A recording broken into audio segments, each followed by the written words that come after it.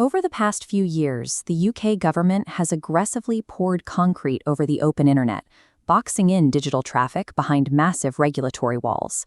This push is anchored in the Online Safety Act, a sprawling piece of legislation drafted in the halls of Westminster that mandates strict age gating for AI tools like ChatGPT and Google's AI searches.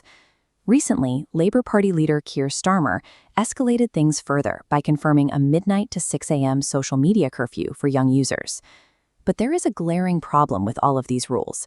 Geographic blocks and age verification prompts are trivial to bypass if a user can simply mask their location. To enforce these laws, the government needed one crucial tool: a total ban on virtual private networks for 16 and 17-year-olds. Then, the government backed down. Out of nowhere, they completely scrapped the proposed VPN restrictions. This leaves a massive hole in their strategy. Why would lawmakers abandon the exact mechanism required to make their sweeping digital regulations actually work?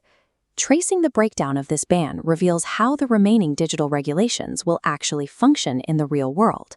Digital legislation often treats a VPN as a discrete consumer application. In technical reality, it functions as a foundational protocol for network routing and encryption. A VPN wraps data packets in an encrypted tunnel to move them securely.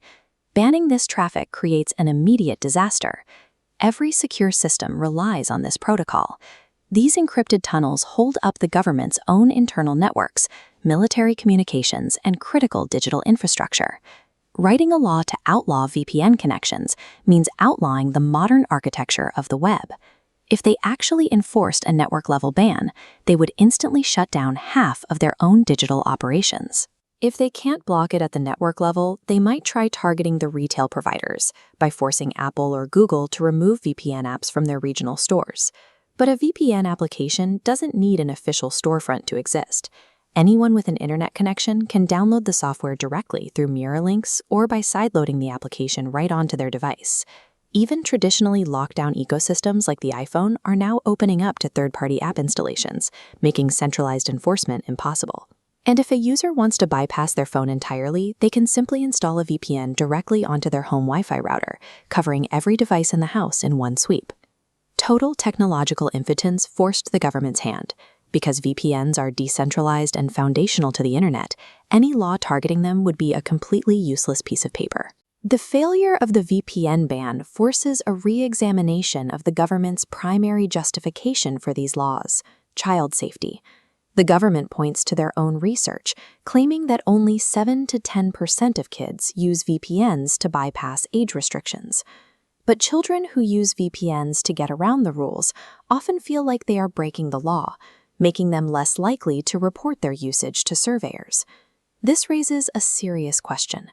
If lawmakers know children can easily hop over these digital fences, why are they still aggressively pushing to mandate age gates for basic web searches and AI platforms? The true utility of these gates is found in the other 99.9% of internet users. To prove they are adults, every user must hand over physical IDs or biometric data just to use everyday platforms. Tying a passport or driver's license to a digital footprint strips away anonymity. It links every digital action to a real-world identity, fundamentally changing how information is accessed and voiced online. This system provides the government with a comprehensive map of public digital behavior, hidden behind the administrative requirement of age verification. The failure of the VPN ban reveals the underlying function of the UK's digital laws, a surveillance framework designed to link every online action to a verified real-world identity.